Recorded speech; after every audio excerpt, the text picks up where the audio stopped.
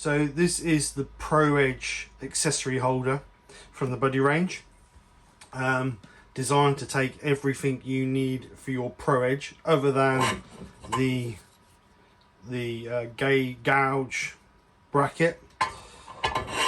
So as you can see, we've got several gaps in the front here. So we've got the front gap here for the V block, so that goes in there. The other gap is for the triangle, and then we have the 3 holes at the top for our tools. So we've got the first locking bar, the second locking bar, and then the Allen key. They go in there like that.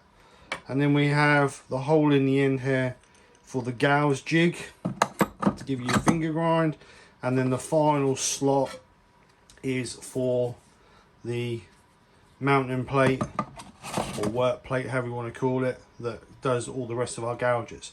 So as you can see, it's complete. All the accessories are in one place. There is a hole through the bottom of the V block so you can screw it to your bench, because I was afraid it was going to be a little bit wobbly, but it's actually quite sturdy once you get the weight in it. And there's also some holes in the back so that you can wall mount it if that's what you prefer to do. So anyway, there is the Buddy range Pro Edge accessory holder.